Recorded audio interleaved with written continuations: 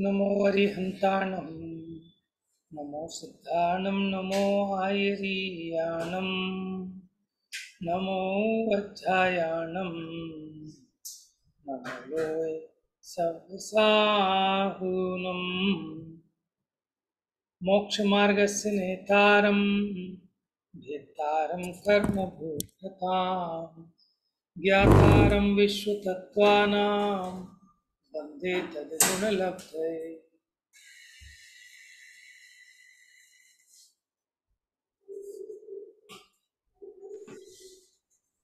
आज ज्येष्ठ सुदी पंचमी है और आज के दिन हम सभी श्रुत पंचमी पर्व मनाते हैं।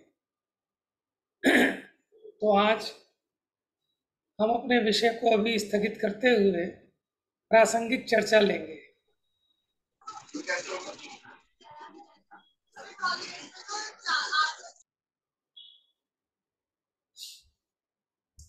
देखिए, श्रुत पंचमी पर्व की कथा तो आपने सुनी होगी। धरसेनाचार्य पुष्पदंत भूतवली उनके द्वारा षटखंडागम ग्रंथ की रचना हुई और आज के दिन उसका पूर्णता हुई और उसका महोत्सव मनाया गया था। मैंने इससे पहले जिनवाणी मौखिक रूप से चलती थी, लिखित रूप में जिनवाणी लिपिबद्ध नहीं थी, लेकिन ये पहला जो षटखंडागम ग्रंथ लिखा गया, ये हमारा जैन धर्म का पहला लिपिबद्ध ग्रंथ था। ठीक है, अगर ये नहीं लिखने की परंपरा होती तो आज हमें और आपको कैसे जैन धर्म के बारे में कैसे पता चलता, क्योंकि इस दुष्म भीषण काल में जिन देव गुरु का हो विरह, तब मात सम उपकार करते, शास्त्र ही आधार है। क्योंकि दुष्म पंचम काल है, सच्चे तीर्थंकर परमात्मा तो अभी उपलब्ध नहीं है और सच्चे गुरुओं का भी माने उनका लाभ मिलना बड़ा दुर्लभ है? लेकिन जिनवाणी अपने को सुलभ है, इसीलिए इसको कहते हैं नित्य बोधनी जिनवाणी। क्योंकि गुरु तो हर वक्त नहीं समझाएंगे, लेकिन जिनवाणी तो आपके पास हमेशा रह सकती है, इसलिए नित्य बोधिनी है। देखिए, ये एक पीडीएफ है जिसमें हमारी संक्षेप में चर्चा हो जाएगी। ये पीडीएफ पंडित विकास जी छाबड़ा इंदौर वालों ने बनाई है। ये जो आपको इधर दिखाई दे रहा है श्रुत स्कंद है। ये जो नजर आ रहा है ना वृक्ष जैसा, ये श्रुत स्कंद है। इसमें 12 अंग, 14 पूर्व, ठीक है, उन सब की रचना दिखाई गई है। आपने और भी बहुत जगह देखा होगा ऐसा। जय उधर सेणना हो, जैन महाकम पयड़ि पाहु से लो, बुद्धि सिरेणु धरियो सम्मपियो कुफयंतस। क्या कहते हैं? देखिए, चित्र बहुत बार देखा होगा आपने।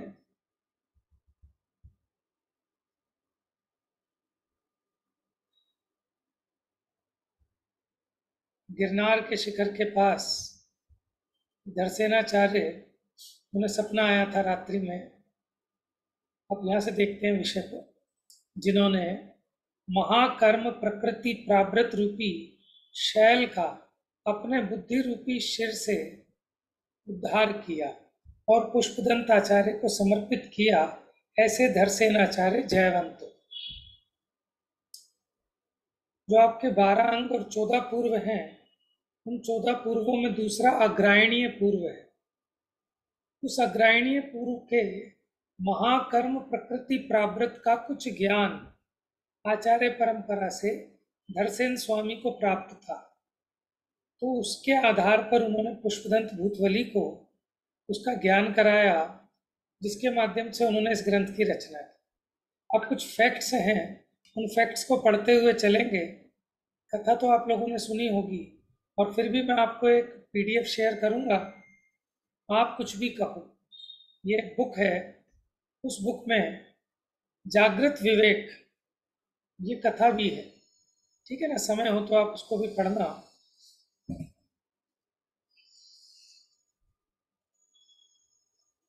चलो शालू, पढ़ना स्टार्ट करो। ठीक है भैया। महावीर स्वामी के मोक्ष जाने के बाद गौतम स्वामी केवल ज्ञानी हुए। चतुर्थ काल के 3 वर्ष 8 मास शेष रहने पर महावीर स्वामी मोक्ष गए। गौतम स्वामी के मोक्ष जाने के बाद सुधर्म आचार्य केवल ज्ञानी हुए। 12 वर्ष बाद अर्थात पंचम काल में 8 वर्ष 4 मास होने पर सुधर्म आचार्य के मोक्ष जाने के बाद जम्बू स्वामी केवल ज्ञानी हुए। 12 वर्ष बाद अर्थात पंचम काल के 20 वर्ष 4 मास होने पर फिर जम्बू स्वामी भी 38 वर्ष विहार करके मुक्त हुए। इस तरह महावीर स्वामी के मुक्त होने के पश्चात लगभग 62 वर्षों तक केवल ज्ञानी हुए। हाँ जी, ये देखो क्या कहते हैं, भगवान महावीर स्वामी मोक्ष कब पधारे? जब चौथे काल में 3 वर्ष 8 महीने शेष रह गए थे। चौथा काल समाप्त होने को था, तो समाप्त होने से 3 वर्ष 8 माह पहले भगवान महावीर स्वामी मोक्ष गए। अब उनके मोक्ष जाते ही जो उनके शिष्य थे गौतम स्वामी, उनको केवल ज्ञान हो गया। ठीक है, और माने सुबह भगवान मोक्ष गए हैं, शाम को इनको केवल ज्ञान हो गया। फिर उससे 12 वर्ष बाद ये मोक्ष चले गए। कौन? इनके शिष्य इंद्रभूति गौतम, ठीक है ना, गौतम स्वामी। गौतम स्वामी मोक्ष चले गए तो उसी समय गौतम स्वामी के शिष्य सुधर्म स्वामी, इनको केवल ज्ञान हो गया। ठीक है, फिर ये भी 12 वर्ष बाद मोक्ष चले गए तो उनके शिष्य जम्बू स्वामी को केवल ज्ञान हो गया। तो ये तीनों कहलाते हैं अनुबद्ध केवली। अनुबद्ध केवली किसको कहते हैं? जो एक के बाद हाँ, एक के बाद एक, एक के बाद एक।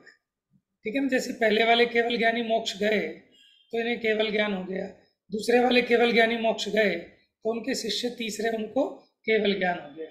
लेकिन आश्चर्य की बात ये देखो, क्या 5वें काल में मुक्ति हो सकती है? लेकिन ये देखो, जो चौथे काल केवली 5वें काल में मोक्ष गए हैं, क्योंकि चौथे काल का जन्मा हुआ जीव कदाचित 5वें काल में मोक्ष जा सकता है, लेकिन 5वें काल का जन्मा हुआ 5वें काल में मोक्ष नहीं जा सकता। तो चौथे काल में जन्मे थे कौन कौन?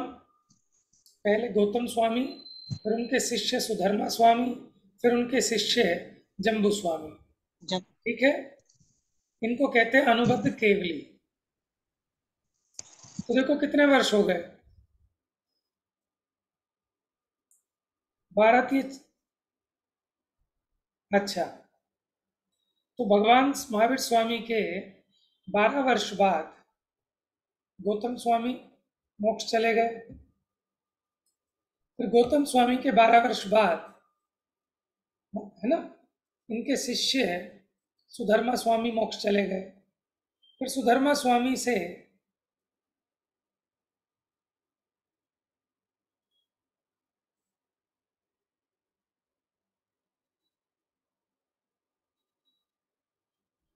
जम्बू स्वामी भी मोक्ष चले गए। यहां इन्होंने लिखा, सुधर्म आचार्य के मोक्ष जाने के बाद जम्बू स्वामी केवल ज्ञानी हुए। 12 वर्ष बाद अर्थात पंचम काल के 20 वर्ष 4 मास होने पर जम्बू स्वामी भी 38 वर्ष विहार करके मुक्त हुए। इस तरह महावीर स्वामी के मुक्त होने के पश्चात 62 वर्षों तक केवल ज्ञानी होते रहे। 62 वर्ष कैसे हो रहे हैं, जोड़ना जरा। 36 और 38 जोड़े हैं क्या? भैया 12 12 24, 24 और 38 हो गए।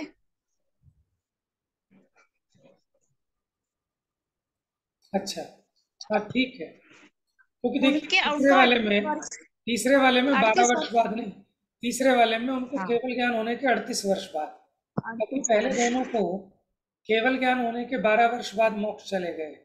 लेकिन जो तीसरे वाले जम्बू स्वामी थे वो केवल ज्ञान होने के 38 वर्ष बाद मुक्त हुए। तो 12 12 24 और 38, 62 वर्ष हो गए। ठीक है, तो 62 वर्ष तक केवल ज्ञानी मौजूद रहे। केवल ज्ञानी माने जिनको केवल ज्ञान हुआ। अब आगे देखिए, पढ़िए। अगली 100 वर्षों में ये 5 मुनिराज पूर्ण श्रुत केवली अर्थात 11 अंग 14 पूर्वधर हुए। देखो, केवली तो नहीं, लेकिन श्रुत केवली। श्रुत केवली माने जो द्वादशांग के ज्ञाता है, अपने मति श्रुत ज्ञान से समस्त 11 अंग 14 पूर्वों को जानते हैं, वो कहलाते हैं श्रुत केवली। इनको केवल ज्ञान नहीं होता, लेकिन श्रुत ज्ञान से ही जैसा केवल ज्ञान में जाना जाता है, उन सब पदार्थों को, विषयों को जानते हैं। तो 11 अंग 14 पूर्व के धारी हुए, क्रमशः विष्णु, नंदीमित्र, विष्णु, हाँ, अपराजित, गोवर्धन, भद्रबाहु। तो भद्रबाहु स्वामी का नाम तो आपने सुना होगा, बहुत परिचित है। अंतिम अंतिम श्रुत केवली भद्रबाहु स्वामी थे। अंतिम केवली का नाम बताओ। श्रीधर था शायद भैया। अरे वाह, क्या नाम जम्बू बताया स्वामी आपने? हो गया ना? नहीं, जम्बू स्वामी। जम्बू श्रीधर, स्वामी होंगे। Very good. देखो, यहाँ तो जम्बू स्वामी लिखा है, लेकिन जम्बू प्रीति स्वामी की होंगे भूल है। भैया। कहाँ पढ़ा प्रीति? भैया संजीव गोदा जी के प्रवचन में सुना था। किनके? गोदा जी के प्रवचन में। हाँ, अंतिम श्रुत केवली श्रीधर स्वामी हुए हैं, लेकिन ये अनुबद्ध केवली अंतिम थे। ये वाले जम्बू स्वामी ये अनुबद्ध केवली थे अंतिम। ठीक है। विष्णु, नंदीमित्र, अपराजित, गोवर्धन, भद्रबाहु। भद्रबाहु के शिष्य थे सम्राट चंद्रगुप्त मौर्य। उन्हीं से इन्होंने दीक्षा ले ली थी, और जब यहाँ 12 वर्ष का अकाल पड़ा तो ये उन्हीं के साथ समाधि मरण करा रहे थे। देखिए, 100 वर्ष हो गए। 100 वर्षों में ये 5 मुनिराज हुए। फिर अगले 183 वर्षों में, अब देखो, 11 अंग 14 पूर्व के धारी तो नहीं रहे, क्योंकि ज्ञान घटता जा रहा है धीरे धीरे। तो 11 अंग 10 पूर्व के धारी हुए। पढ़िए ना। विशाखाचार्य, प्रोस्थिल, क्षत्रिय, जयसेन, नागसेन, सिद्धार्थ, धृतसेन, विजय, बुद्धिलिंग, देव और धर्मसेन। ये कितने मुनिराज हो गए? 1 2 3 4 5 6 7 8, 11 मुनिराज। हाँ जी भैया। ठीक है, ये 11 अंग और 10 पूर्व के धारी हुए, 183 वर्षों में हुए। फिर उसके आगे 220 वर्षों में ये सिर्फ 11 अंक के धारी बचे। पढ़िए। क्षत्र, जयपाल, पांडु, ध्रुवसेन, कंस। ये कंस वो वाले कंस नहीं है। ठीक है, क्यों नहीं है? क्योंकि वो वाले कंस तो नेमिनाथ के टाइम पे हुए थे। नेमिनाथ महावीर स्वामी से बहुत हजारों वर्ष पहले। समझ में आया? और ये कंस तो बहुत बाद में, 220 और हो गए। फिर उसके आगे 118 वर्षों में ये मुनिराज आचारांग, पहला अंग है ना आचारांग, 12 अंगों में, उसके धारी हुए। पढ़िए। सुभद्र, यशोभद्र, भद्रबाहु द्वि, लोहा द्वितीय, लोहाचार्य। देखो, भद्रबाहु द्वितीय, वो पहले वाले थे भद्रबाहु, फिर उनके बाद सेम नाम के हुए, इसलिए द्वितीय लगा दिया। और लोहाचार्य, देखो लोहाचार्य के बारे में तो ऐसा सुनने में आता है कि उनकी प्रतिज्ञा थी कि मैं जब तक डेली इतने जैन नहीं बना लूंगा तो आहार नहीं करूंगा। तो उन्होंने बहुत जैन बनाए, लोहाचार्य ने।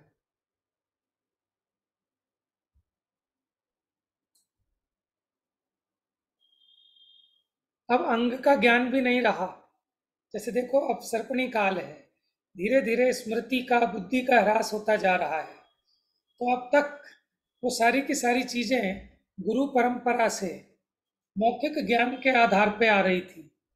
मैंने अभी तक कोई लिपिबद्ध नहीं हुई थी जिनवाणी, लेकिन अब अंगों का भी ज्ञान नहीं रहा, सिर्फ उनके अंशों का ज्ञान रहा। अंग और पूर्व के अंशों के धारी हुए। पढ़िए कौन कौन से मुनिराज हैं। ये मुनिराज अंग पूर्व के अंशों के धारी हुए। विनयदत्त, श्रीदत्त, शिवदत्त, अरहमदत्त। अरहदत्त। अरहमदत्त। इस प्रकार भगवान महावीर स्वामी के मोक्ष जाने के लगभग 683 वर्षों तक केवल ज्ञानी, श्रुत केवली, अंग पूर्वधर होते रहे। फिर अंग पूर्वधरों का व्युच्छेद हो गया। माने अब कोई अंग पूर्व के धारी नहीं बचे। भगवान महावीर स्वामी के मोक्ष जाने के 683 वर्षों तक तो होते रहे, अब उसके बाद कोई भी अंग पूर्व के धारी नहीं रहे, क्योंकि ज्ञान घट रहा है ना।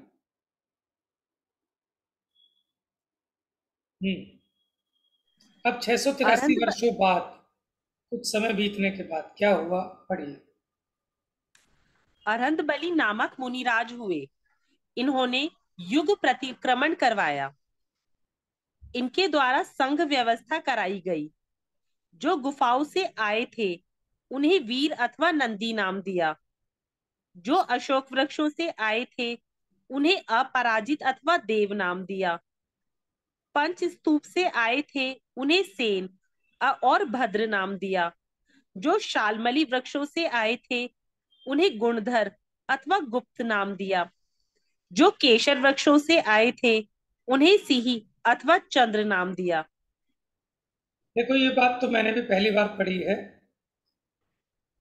अरहतबली नामक मुनिराज थे, उन्होंने एक बहुत बड़ा युग प्रतिक्रमण कराया, उसमें जिसमें देश के सारे मुनि एक साथ इकट्ठे हुए और उन्होंने प्रतिक्रमण किया। तो वहाँ उन्होंने संघ व्यवस्था की, अलग अलग संघ बनाए, जैसे कोई वीर संघ, नंदी संघ, ठीक है, अपराजित संघ।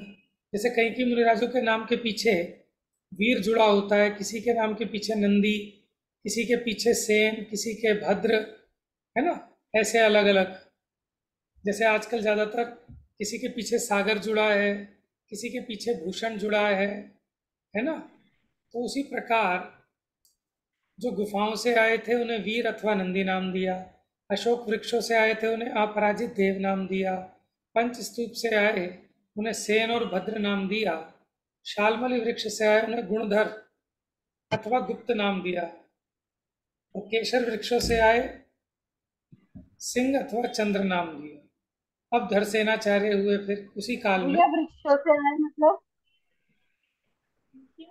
क्या? वृक्षों से आए मतलब वृक्षों से आए मतलब वृक्षों से माने अब जो उन वृक्षों के पास जंगल में रहते होंगे मुनिराज, वहां से जो आए उनको इस तरह से, कभी तुम यहाँ से आए हो तुम्हारा ये संघ, तुम यहाँ से आए हो तुम्हारा ये संघ, इस प्रकार संघ व्यवस्था बना दी।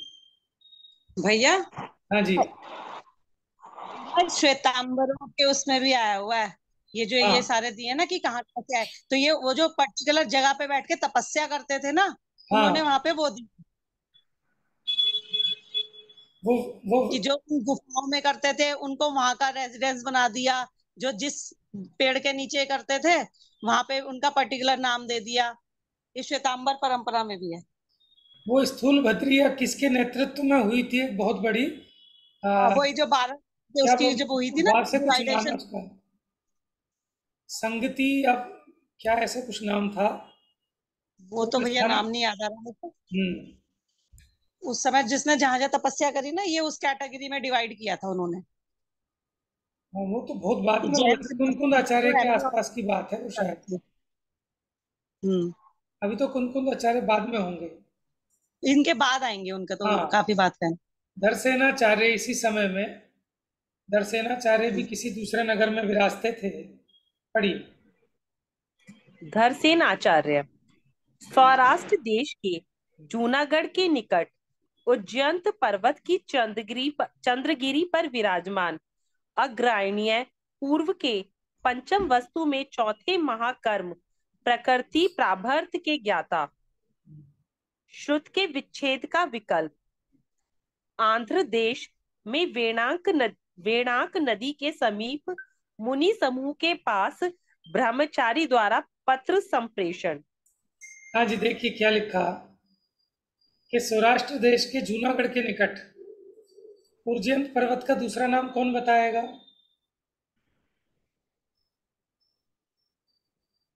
गिरनार। गिरनार। हाँ जी, गिरनार पर्वत की चंद्रगिरी गुफा में विराजमान थे। उन्हें अग्रायणीय पूर्व के, तो दूसरा पूर्व है ना, उत्पाद पूर्व, अग्रायणीय पूर्व, उसके पंचम वस्तु में चौथे महाकर्म प्रकृति प्रावृत्त का ज्ञान था। अब उन्हें ऐसा लगा कि मेरी स्मृति वीक होती जा रही है, मेरी स्मरण शक्ति कमजोर होती जा रही है, और अगर इसी तरह स्मृति कमजोर होती गई तो फिर जो हमें श्रुत का ज्ञान प्राप्त है उसका विच्छेद हो जाएगा। फिर आगे आने वाली जो आचार्य परंपराएं हैं उन लोगों को ये ज्ञान कैसे प्राप्त होगा? तो उनको ऐसा एक विकल्प उत्पन्न हुआ। तब उन्होंने क्या किया कि उन्होंने एक पत्र भिजवाया। कहाँ? जहाँ युग प्रतिक्रमण हो रहा था, कि कोई सुयोग्य, माने दो विद्वान मुनिराज अगर वो पढ़ना चाहें तो मैं जो अपनी विद्या है, महाकर्म प्रकृति प्रावृत्त का ज्ञान, उनको दे सकता हूँ। तो ऐसे दो योग्य शिष्य हों और अगर वो पढ़ने के इच्छुक हों, समझने के इच्छुक हों, तो आप उनके मेरे पास भेज दीजिए। तो इन्होंने पत्र भेजा वहाँ, मुनिराज को पत्र भैया, प्राप्त हुआ। हाँ जी। ये सब जो मुनिराज थे ये अब खुद दीक्षा ले लेते थे, क्योंकि उससे पहले तो संघ था नहीं, संघ बनने से पहले नहीं नहीं, उस प्रकार जब के वो भले ही संघ ना हो, गुरु परंपरा तो चलती थी ना। ये तो संघों का विभाजन मैंने इस तरह से स्पेसिफिक कर दिया। ऐसा नहीं है कि उसके पहले संघ नहीं होते थे, हजारों हजारों मुनिराजों के टोले होते थे, उनके आचार्य भी होते थे, उपाध्याय भी होते थे। ठीक है, तो गुरु से दीक्षा लेते थे। सिर्फ तीर्थंकर होते हैं जो किसी से दीक्षा नहीं लेते, स्वयं बस में उन्हें भैया अपने आप वर्बली दीक्षित होते पढ़ाते हैं। थे, वर्ब मतलब मुंह से ऐसे ही पढ़ाते थे, क्या? वर्बली पढ़ाते थे, कुछ भी लिखित बरबली। में, मतलब वर्बली पढ़ाते थे, कुछ भी लिखित में नहीं था। हाँ बिल्कुल ऐसा ही था। मेमोरी इतनी तेज थी ना, भूलते ही नहीं थे। अभी भी तो आप ही देखो ना, पहले लोग छोटी छोटी बातें भूलते नहीं थे। पुराने लोग हिसाब नहीं लिखते थे, इससे इतने पैसे देने, उससे इतने लेने, याद रहते थे। अब धीरे धीरे डायरियां आ गई, कापियों में लिखने लगे लोग हिसाब किताब। पहले कहाँ लिखते थे लोग, है ना। अब स्मृति वीक होती जा रही है तो छोटी छोटी बातें भी, लोग तो अपने डेली के काम भी लिखते हैं कि मुझे आज ये काम करना है। तो इतनी मेमोरी वीक हो गई है। हाँ जी।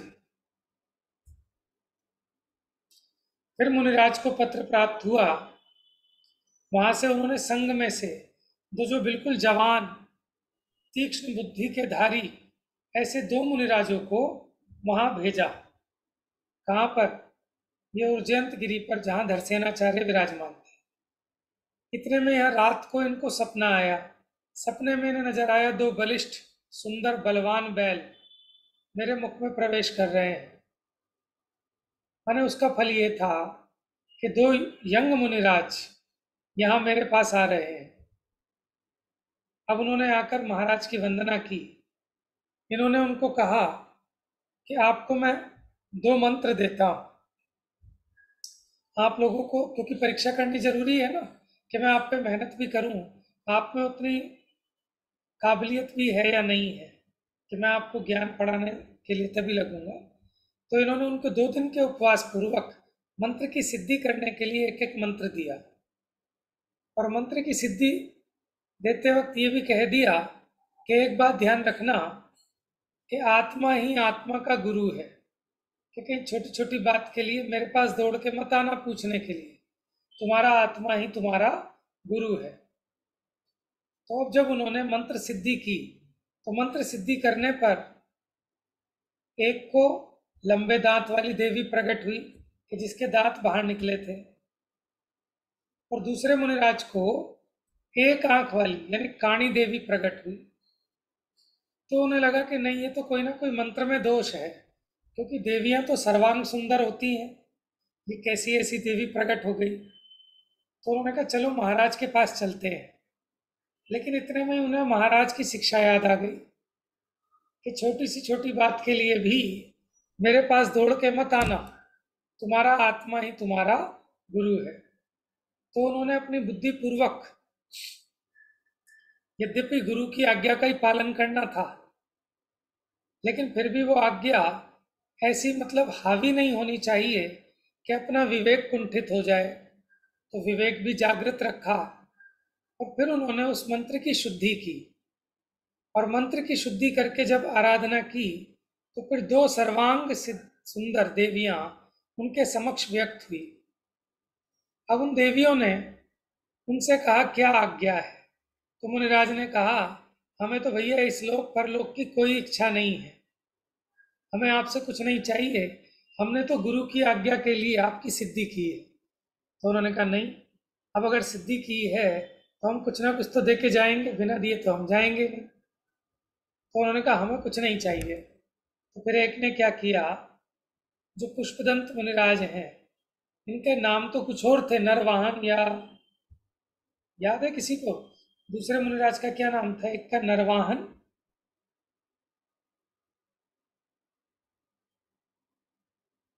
माने इन दोनों के नाम कुछ और थे, लेकिन इनके दांतों की पंक्तियां थोड़ी टेढ़ी थी। तो उस देवी ने इनके दांतों को पुष्पों की पंक्ति के समान बिल्कुल व्यवस्थित कर दिया, इसीलिए शायद इनका नाम पुष्पदंत पड़ गया। और जो दूसरे मुनिराज थे न, करुणा भाभी जी, सुबुद्धि। आपको याद आ रहा है ना? सुबुद्धि। एक का नरवाहन भैया और सुमेघ, क्या ऐसा था? मेघवाहन। भैया सुबुद्धि का शायद मैंने जो लिखा है। हाँ हाँ बताओ। सुबुद्धि और सुबुद्धि, नरवाहन। सुबुद्धि। हाँ जी, तन्नू भाभी को मैंने याद तो है यही। क्या? इस वक्त भैया याद नहीं आ रहा मुझे भी। हाँ देखो, काल का प्रभाव है ना, कि इतना पढ़ के भी हम सब भूल जाते हैं। लेकिन एक बात बताऊं आपको, भूलने के गुण भी बहुत हैं, बहुत फायदे हैं। क्योंकि अगर भूलो नहीं ना तो रात को नींद नहीं आएगी आपको। मैंने ऑफिस की सही बात। टेंशन अगर हम घर पे आके भी ना भूले, है ना, तो फिर हम तो परेशान ही रहेंगे। तो इसलिए स्मृति के साथ साथ विस्मृति भी एक गुण है, लेकिन किसको विस्मृत करना और किसको स्मृत रखना, इसकी जानकारी भी जरूरी है। चलिए, तो मुनिराज द्वारा आचार्य को संपूर्ण वृत्तांत बता दिया उन्होंने, क्या क्या हुआ हमारे साथ। आगे पढ़िए। आचार्य धरसेन ने दोनों मुनिराजों को उत्तम तिथि, नक्षत्र, समय में आगम की व्याख्या प्रारंभ की। आषाढ़ शुक्ल एकादशी को ग्रंथ का अध्ययन समाप्त हुआ। देखो, इन्होंने इन मुनिराजों को, लिखित में तो कुछ था नहीं, ग्रंथ ग्रंथ कर रहे हैं, ठीक है, जो उनको ज्ञान था उस संबंधी अंगों के अंश का, वो ज्ञान का अध्ययन इनको करा दिया। आषाढ़ शुक्ल एकादशी को इनका अध्ययन पूरा हुआ। हाँ पढ़िए। आचार्य धरसेन द्वारा दोनों मुनिराजों को आचार्य बनाया गया। तभी ज्येष्ठ मुनिराज के दांतों की पंक्ति को देवों द्वारा सम कर दिया गया और उनका नाम आचार्य द्वारा पुष्पदंत से प्रसिद्ध किया।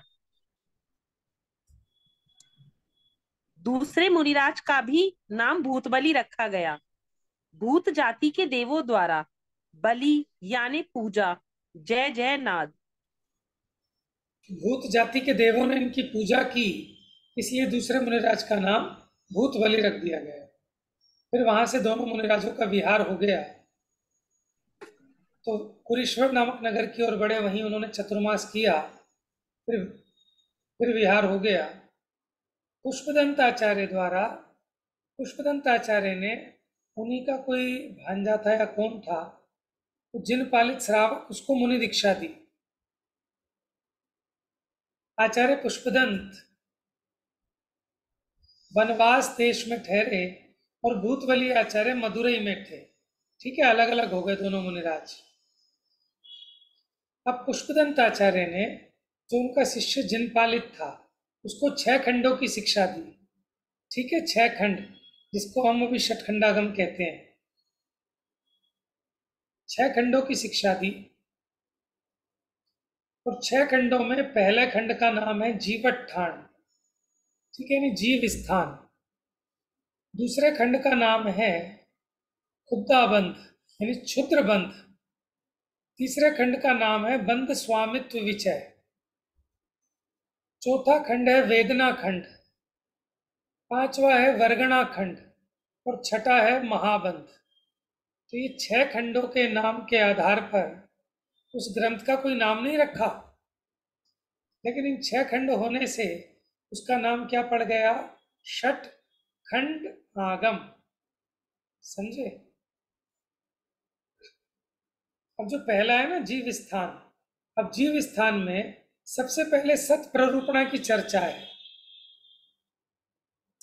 तो पुष्पदंत आचार्य ने 177 सूत्रों की रचना कर जिन पालित को वो देकर भूतवली के पास भेज दिया। फिर भूतवली आचार्य द्वारा 6000 सूत्र सहित ग्रंथ की रचना की गई और 40,000 सूत्र प्रमाण महाबंध की रचना। देखो जो 6 खंड थे उसके छठे खंड का नाम है महाबंध, और वो जो महाबंध है वो 5 खंड एक तरफ, और देखो छठा खंड उस पर 40,000 सूत्र प्रमाण। समझ में आया? इस प्रकार महाबंध पूर्ण करके पुस्तकों में ग्रंथ को आरोपण करके, पहले तो वर्बली थे वो, अब पुस्तकाकार हो गए। तो ज्येष्ठ शुक्ला पंचमी के दिन ये ग्रंथ संपूर्ण हुआ, जो कि आज का दिन था, ज्येष्ठ शुक्ला पंचमी। उसी दिन से श्रुत पंचमी पर्व प्रारंभ हुआ। चतुर्विध संघ के सन्निधि में महापूजा हुई। फिर संपूर्ण ग्रंथ जिन पालित के साथ पुष्पदंत आचार्य के पास भेजे गए, आचार्य के सन्निधान में पूजन हुआ। फिर तो उसके बाद ही ग्रंथ लिखने की परंपरा प्रारंभ हो गई, क्योंकि पहले यही था कि कहीं अभिनय तो नहीं होगी, कोई इनकी उतनी विनय कर पाएगा कि नहीं कर पाएगा, ठीक है ना। बहुत सारी समस्याएं होती हैं। जैसे जो मूल षटखंडागम ग्रंथ थे ये मूल बद्री में बंद थे, बाहर इसकी कॉपी नहीं होती थी, कोई इसका दोबारा प्रकाशन भी नहीं हुआ, हस्तलिखित थे, ठीक है। क्योंकि उस समय समस्या ये थी कि कहीं अभिनय तो नहीं होगी, कहीं इसमें और अपमान तो नहीं होगा, तो बड़ी मुश्किलों से बाहर निकले हैं ग्रंथ षटखंडागम। फिर तो चारों अनुयोगों की रचना प्रारंभ हो गई, ठीक है। तो इसलिए आप कल्पना नहीं कर सकते कि अगर ये लिखित में जिनवाणी ना मिलती तो धर्म का प्रचार प्रसार ही नहीं हो पाता, हमें आपको कैसे समझ में आता।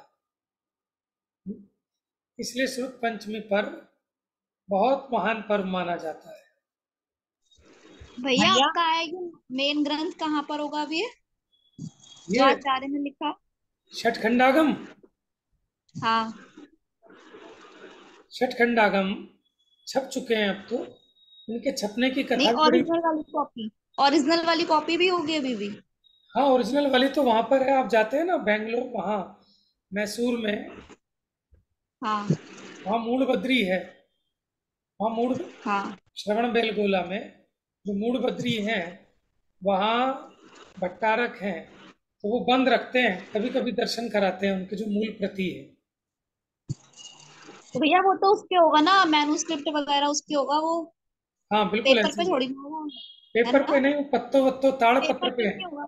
हाँ, ताड़ पत्र पे। ताड़पत्र पे। हाँ मैन्युस्क्रिप्ट। हाँ पांडुलिपियां हैं, उसके बाद फिर उसकी और कॉपी लिखी जाती थी।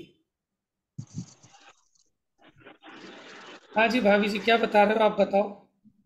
भैया वो सुबुद्धि और नरवाहन, यस, ये दोनों सुबुद्धि नाम। भी बताया था ना, रीति ने, किसने? हाँ रीति ने, ठीक है, मुझे सुबुद्धि कंफर्म है। और नरवाहन।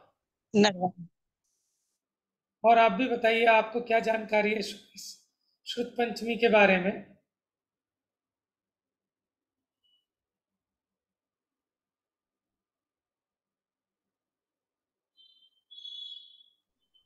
भैया हाँ जी भैया शुद्ध पंचमी के बारे में तो नहीं, पर कल के बारे में ही एक आपसे वो बात पूछनी थी। जो पूछिए। कल का विषय चला था ना, जी कि जो होता है कि सामने कोई चित्र है, जैसे चांद का चित्र पानी में बन रहा है, तो वो पानी की अपनी रचना है।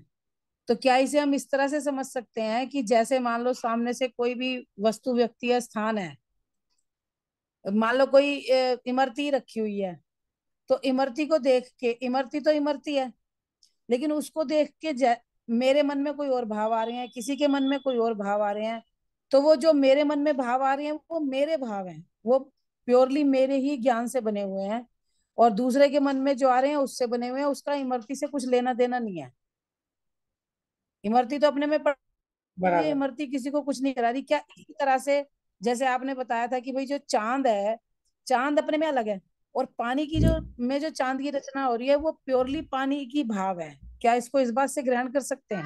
हाँ ठीक, बिल्कुल ठीक है। क्योंकि देखो, ज्ञान ज्ञेयों से उत्पन्न नहीं होता, ज्ञान ज्ञेयों से उत्पन्न होता है। ये तो बौद्ध मत की मान्यता है। जैन मत ये कहता है कि ज्ञान अपनी योग्यता से उत्पन्न होता है, ज्ञेय उसमें निमित्त मात्र है। अगर ज्ञेयों से उत्पन्न हो तो सबको एक जैसा ज्ञान होना चाहिए, लेकिन ऐसा तो नहीं होता। देखो, एक उदाहरण आता है कि एक वेश्या सड़क पर एक्सीडेंट में मर गई, ठीक है। अब अलग अलग तरह के लोग हैं, किसी को कोई वो भोगती वस्तु दिखाई देती है, किसी इसको उसको देखकर वैराग्य उत्पन्न होता है, और वहीं पर एक कुत्ता आता है, उसको वो अपना भोजन दिखाई देता है कि ये सब कब जाएं तो मैं इसको खाऊं। तो ये तो एक है, लेकिन सबको अपने अपने हिसाब से दिखाई देता है। उसी प्रकरण को देखकर जो कोई संत चित्त वाला व्यक्ति है, उसको वैराग्य भाव उत्पन्न हुआ। उसे वो देखकर संसार की विचित्रता का, संयोगों की अनित्यता का, ठीक है, ये ज्ञान बनता है। और भोगी जीव है, उसको भोगों की याद आती है। तो इससे सिद्ध हुआ कि ज्ञान अपने स्वयं की योग्यता से उत्पन्न होता है। जैसे हमारे भाव होते हैं उसी प्रकार का ज्ञान उत्पन्न होता है। अब देखो कैसे कैसे बुद्धि वाले लोग हैं, किस किस बात में से क्या क्या बातें निकाल लेते हैं, है ना। तो कहते हैं कि भाई बात तो अच्छी की थी, लेकिन उसमें से भी स्वच्छंदता ग्रहण कर लेते हैं। शास्त्र तो वही हैं, उन्हीं शास्त्रों को पढ़कर कोई निश्चयाभासी हो जाता है, कोई व्यवहाराभासी हो जाता है, कोई सम्यक दृष्टि हो जाता है। तो ज्ञान शास्त्र में से नहीं आता, ज्ञान वस्तु में से नहीं आता, ज्ञान अपने स्वभाव की योग्यता में से आता है। तो बिल्कुल ठीक है आपका ये कहना, लेकिन बस वो ऊपर वाला चंद्रमा निमित्त कहा जाता है, क्योंकि जैसा वो चंद्रमा है हूबहू वैसा ही आकार इस पानी में बना है। तो सम्यक ज्ञान में तो ऐसे ही है कि जैसे ज्ञेय है क्योंकि मैं यही वैसे सोच ज्ञान में रही ज्ञात थी हो। क्योंकि मैं यही सोच रही थी कल से कि हाँ, वास्तव में वो जो चांद है पानी का, वो पानी की रचना है। क्योंकि जैसे जो मोर है वो शीशे में झलक रहा है, लेकिन दरवाजे में तो नहीं झलक रहा, बराबर। दीवार में तो नहीं झलक रहा। तो इसका मतलब जो शीशे में मोर है वो शीशे की रचना है, वो शीशे में योग्यता है कि वो यस। वैसा झलका पा रहा है। नहीं तो दीवार में यही है भी क्या इसका? झलकना चाहिए। तो मतलब जो कल का प्रकरण है उसका यही मतलब था। बिल्कुल यही था जी। ठीक है ठीक है। भैया, अब समझ में आता। ये चीज मेरे को समझ में नहीं आती थी, मतलब ये कि भाई झलका नहीं गया है क्या है और झलक रहा है। मतलब अब इससे हाँ, क्लियर हुई है बात, मेरे को बहुत क्लियर हुई कल बहुत के इम्पोर्टेंट प्रकरण से। प्रकरण है वो ज्ञान का। हाँ जी। और बताइए, आप लोगों को कोई और नई बात ख्याल हो? 1 मिनट बचा है। श्रुत पंचमी के बारे में आप लोगों ने सुना होगा, पढ़ा होगा, तो एक एक फैक्ट सब बताएं, कोई अच्छी बात।